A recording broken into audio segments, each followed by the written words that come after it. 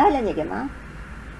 الفيديو بتاع النهارده هو الفيديو الثاني اللي بنتكلم فيه عن الديب ليرنينج. احنا كنا اتكلمنا في الفيديو اللي فات عن الديب ليرنينج، وعرفنا ان هو تكنولوجيا فرعيه من الماشين ليرنينج اللي هو بدوره تكنولوجيا فرعيه من الارتفيشال انتليجنس. وعرفنا ان الالجوريثم الاساسي اللي مرتبط بالديب ليرنينج هو النيورال نتورك اللي احنا تركيبها زي ما احنا شايفينه على الشاشه. النيورال نتورك دي شبكة بتتكون من مجموعة من الطبقات، فيها حاجة اسمها input layer, output layer, hidden layer. ممكن تكون layer واحدة، ممكن تكون أكتر من layer على حسب درجة تعقيد الشبكة. النيورال نتورك دي بتمثل في تركيبها تركيب الشبكة الدماغية عند البشر. بيتم إدخال البيانات ليها، بتقوم بالتدريب نفسها على التعرف على الأنماط اللي موجودة في البيانات، وبعد كده تقدر تتوقع المخرج لأي مجموعة مشابهة من البيانات. يعني لو أنا دربتها على مجموعة من صور لحيوانات، المفروض إن هي تقدر تتعرف لي على صورة أي حيوان بعد كده لو أنا اديته لها. لو أنا دربتها على صور أشجار، المفروض تقدر تتعرف على صور الأشجار. فهي المفروض إن هي بتقوم بعملية تدريب نفسها علشان تقدر تتعرف على بيانات هي اوريدي تم تدريبها عليها. النيورال نتورك بتجنريت مجموعه من البارامترز ومجموعه من الفانكشن زي الاكتيفيشن فانكشن. دول مع بعض بيعملوا عمليات حسابيه ومنطقيه واحصائيه علشان يقدروا يحددوا لنا ايه هي النيورونز اللي ممكن تكون اكتيفيتد او نوت اكتيفيتد. النيورونز دي اللي هي تعتبر الوحده الاساسيه للحساب في النيورال نتورك، وهي دي مرتبطه، كل نيورون مرتبط بالنيورون في الطبقة اللي بعدها عن طريق شبكات وتشانلز. هم دول اللي بيعملوا جنريشن للأرقام أو للبارامترز اللي زي الويت والبايتس. نشوف دلوقتي الفيديو بتاع النهاردة هنتكلم فيه عن ايه. هنتكلم ازاي نقدر نعمل بيلد لنيورال نتورك. هنفهم ايه هو الايمج بروسيسنج. احنا علشان نعمل بيلد لنيو نيورال نتورك محتاجين ان احنا نعمل ايمج بروسيسنج، محتاجين نعمل ايمج ليبلنج، محتاجين يكون عندنا فورورد وباكورد بروباجيشن. بعد ما هنشوف مثال عن ازاي ممكن نبني نيورال نتورك، هنشوف ايه اهم الابليكيشنز المرتبطه بالنيورال نتورك او الديب ليرنينج. الاكزامبل او الجراف اللي قدامنا ده بيوضح لنا ايه فكرة النيورال نتورك. احنا عندنا اكزامبل بيورينا ان احنا عايزين في الاكزامبل ده احنا عايزين نعمل ايه. عايزين نبني موديل، يكون عندنا هنا موديل. الموديل ده احنا هنخزن فيه مجموعة كبيرة جدا من صور العنصر معين اللي احنا هنختار هنا هيكون القطط. فهندخل فيه مجموعة كبيرة جدا من صور القطط، هندخله على النيورال نتورك في مرحلة التريننج. هتبدأ يتعرف عليها النيورال نتورك، هتبدأ تتعرف عليها وتتعرف على الباترنز الموجودة لكل نوع من أنواع القطط في الصور اللي احنا مدخلينها، وهتبدأ تتنبأ لي بالشكل اللي هيخرج.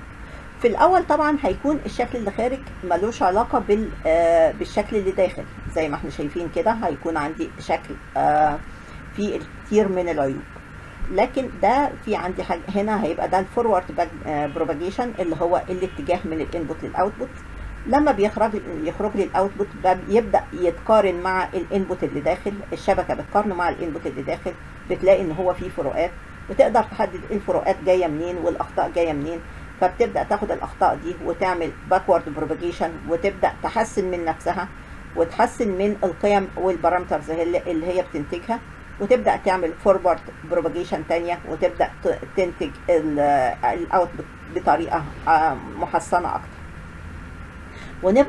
ونفضل في اللوب بتاع الفورورد بروباجيشن والباكورد بروباجيشن ده لغاية ما بنوصل للشكل النهائي اللي احنا عايزينه للصورة بتاعتنا.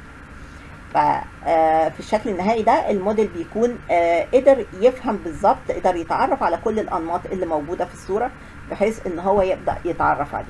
بننفذ المهمة دي على كل الصور اللي موجودة عندنا. فبعد ما بيدخل في التريننج فيز كل الصور اللي موجوده عندنا بتدخل على النيورال نتورك ويبدا يتعرف عليهم كلهم بعد مجموعه كبيره جدا من المحاولات ومجموعه من الترايل ما بين الفورورد والباكورد. يبدا يبقى عندي هنا موديل جاهز. الموديل ده بيقدر يتعرف لي على صوره اي قطه انا بديها له. بعد كده انا بخزن الموديل ده ويبقى الموديل ده بالنسبه لي انا اقدر استعمله في اي ابلكيشن بعد كده. لما باجي بقى استعمله فباجي ادخل له صوره، ادخل له بقى صوره، مثلا دخلت له صوره قطه حتى لو ما كانتش موجوده عندي قبل كده، موجوده في الصور اللي انا دربته عليها.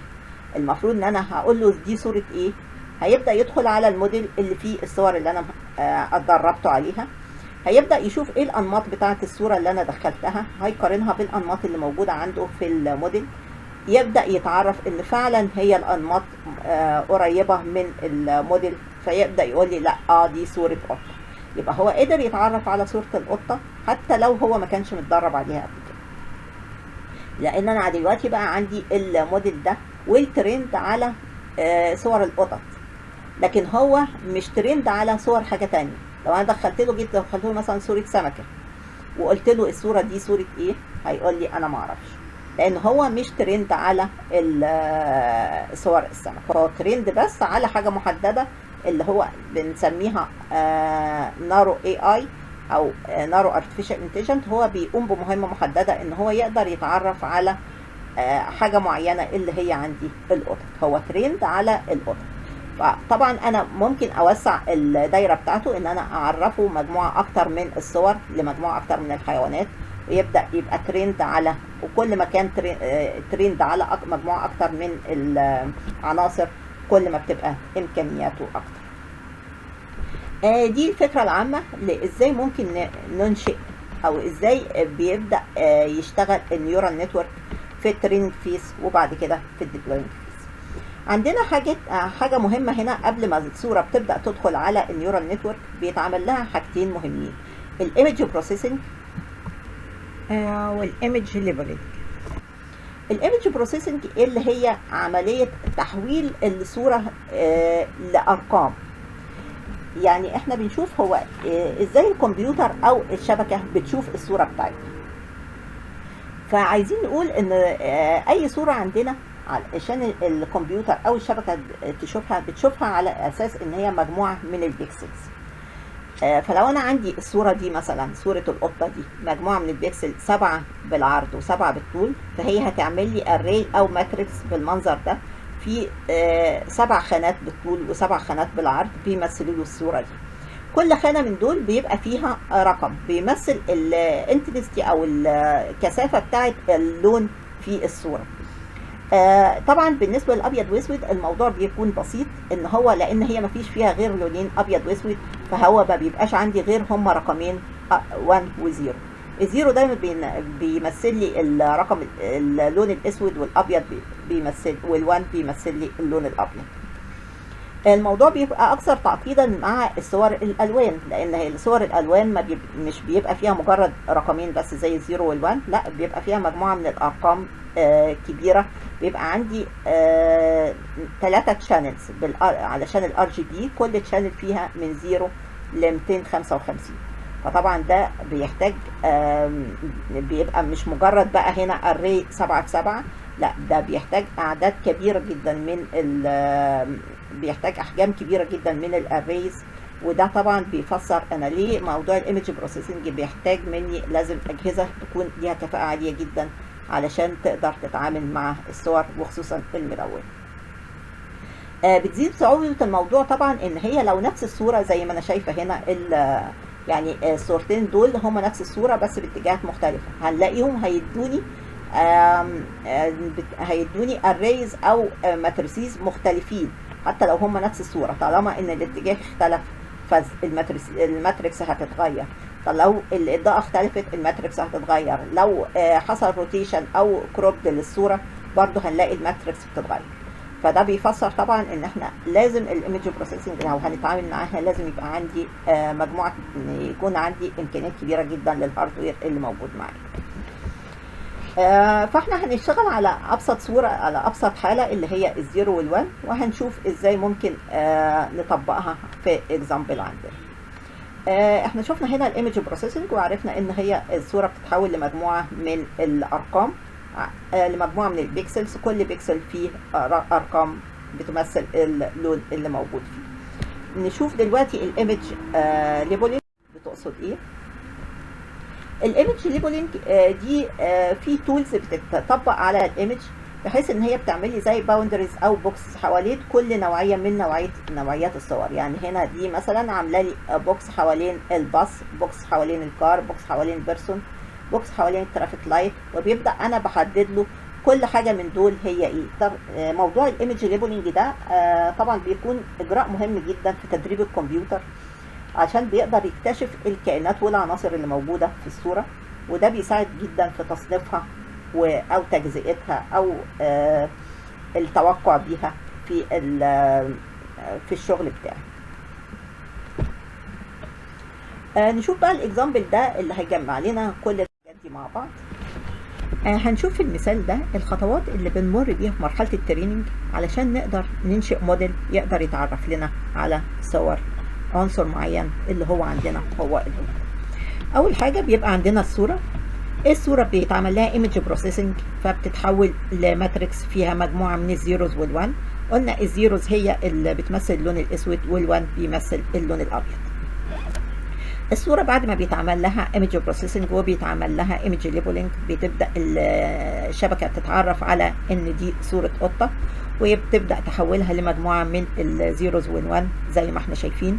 بيبقى انا دلوقتي بقى عندي لو انا عندي 7 في 7، الصوره عباره عن 7 بكسل طول و7 بكسل عرض، فبيبقى عندي 49 بكسل فيهم مجموعه من الارقام الزيروز والوان. بتبدا مجموعه الارقام دي تدخل على الشبكه. في اول مرحله بتدخل على الانبوت لاير، فبيبقى عندي كل رقم من دول من الارقام بتاعه الصوره دي بيدخل على نود من النودز بتوع الانبوت لاير. فبيبقى عندي هنا من x1 لغايه x49. x1 هي 1 و x49 برضو ب1، وعندي مثلا x11 ب1 و x12 اللي هي دي هنلاقيها ب0. هنركز في الوقت ده في الاكزامبل على ايه اللي بيحصل ل x11 و x12 اللي هم المفروض في الحقيقه هم 1 و0. اول ما الارقام دي بتدخل على الانبوت لاير، بتبدا تتحول بعد كده من الانبوت لاير للهيدن لايرز. الهيدن لايرز دي بتبدا في المرحله اللي هي بتتحول فيها من الانبوت للهيدن لايرز، بيبقى في عندنا هنا تشانلز. التشانلز بتعمل لي جنريشن للارقام او البارامترز اللي هي اللي اسمها الويتس.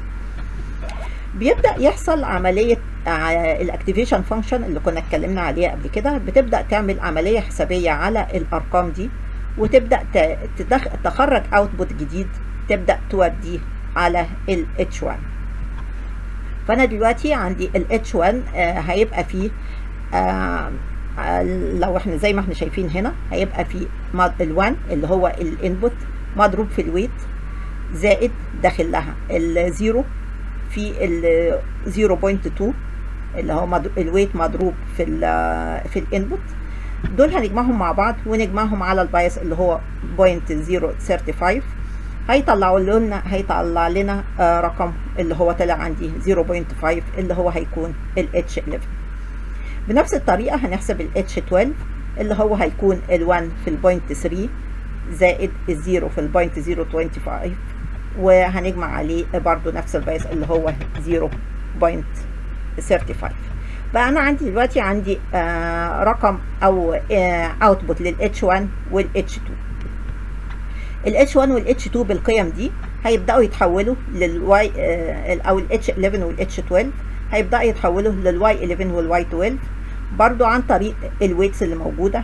القيم بتاعت ال H11 هنضربها في ال 0.4 علشان تروح الواي 11، وال H12 هنضربها في ال -0.7 ونجمعهم على بعض، وبعدين نجمع عليهم البايس اللي هو 0.6. وبنفس الطريقة نحسب الواي 12. هيبقى عندنا الواي 11 بالرقم ده والواي 12 بالرقم ده. النتيجة دي معناها ايه؟ ان الواي 11 لو انا عندي الواي 11.3 والواي 12 1.4، فالواي 11 دي هتبقى بزيرو، معناها ان هي هتبقى بزيرو، والواي 12 دي هتبقى ب1. فانا دلوقتي بقى عندي الواي 11 بزيرو، وهتديني اوتبوت الواي 11 بزيرو والواي 12 ب1. وده طبعا عكس اللي موجود عندي في الصورة الأصلية. فده طبعا هينتج لي صورة، لو انا جيت جربت الموضوع على باقي النودز هلاقي الصورة بتطلع طبعا في اول مرحلة بتطلع بشكل غير صحيح. ايه اللي بيبدا يتعمل دلوقتي بقى؟ ان انا دلوقتي انا كل ده كنت شغاله في الفورورد بروباجيشن. هو بياخد بقى الصوره مني دي ويبدا يقارنها بالصوره الاصليه اللي موجوده عنده. هيعرف ان الزيرو دي المفروض انها كانت تبقى 1، وال1 دي المفروض انها كانت تبقى 0. فهيبدا يعمل باكورد بروباجيشن ويبدا يعدل في قيم الويتس اللي موجوده هنا، بحيث ان هو يبدا يحسن من النتيجه اللي مطلوبه. بعد طبعا عمليات كتير يبدا يمشي، بعد ما يعمل عمليات كتيره او لوب يمشي في اللوب ده اكتر عدد مرات كتيره ما بين الفورورد بروباجيشن وبعدين الباكورد بروباجيشن وتعديل الويتس، هيبدا يوصل للصوره المطلوبه اللي هو اللي انا عايزاها. كده لما بوصل للصوره المطلوبه كده يبقى الموديل خلاص كده بقى جاهز، وكده ممكن ابدا اخزنه طبعا واستعمله. طبعا ما بستعملوش مع صوره واحده، او ما بس الاوبريشن دي ما بتتمش على صوره واحده، طبعا بتتم على عدد كبير جدا من الصور علشان اقدر انشئ الموديل اللي ممكن يتعرف لي على العنصر بتاعي. دي كانت فكرة عامة طبعا عن الستبس اللي بنمشي فيها علشان نقدر نوصل لبناء نيورال نتورك. هنشوف دلوقتي ايه اهم الابلكيشنز اللي بنستعملها او اللي بنطبق فيها الديب ليرنينج. عندنا حاجة اللي هي مثلا الفيشيال ريكوجنيشن، ان هو ممكن يتعرف على اشكال الوجوه. يعني لو انا مثلا عندي موديل بيتعرف على الوجوه، لو انا اديته صورة وجه بني ادم هيقدر يقول لي ده وجه بني ادم. لو اديته مثلا صورة شجرة مش هيقدر يتعرف عليها. لكن لو اديته ده بني ادم يبقى ممكن هيقدر يتعرف ان هو بني ادم. لو اديته ممكن في بعض الانواع ممكن تقدر تعرف لي على السن. يعني انا ممكن اديله صوره واقول له ان سن صاحب الصوره دي كام، فيقول لي ده في العشرينات، في الخمسينات، في السبعينات، طفل. ده برضو على اساس ان هو بيبقى عندي موديل بيبقى متبرمج او متدرب على ان هو عنده عدد مهول من الصور باعمار مختلفه، فبيقدر يستنبط الانماط الخاصه بكل عمر من الاعمار. من الحاجات برضو الظريفه مع الديب ليرنينج اللي هو الريال تايم ترانسليشن، ان انا ممكن اكلم حد بلغه وهو اللغه دي تتعمل لها ترانسليشن اونلاين وتوصل له باللغه بتاعته، وهو يرد عليا بلغته وتوصل لي باللغه بتاعتي. فدي بتعمل طبعا طفره في نوعيه التواصل ما بين الناس على مستوى العالم كله.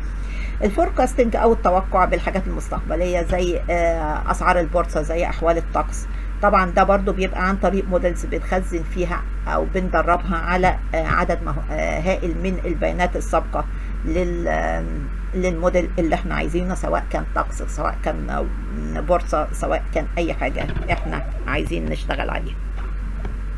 برضو من الحاجات الظريفه اللي ممكن بنستعملها مع النيورال نتورك الميوزك كومبوزيشن، ان هو ممكن بياخد لي انماط من قطع موسيقيه معينه ويبدا يعمل جنريشن لقطع موسيقيه جديده.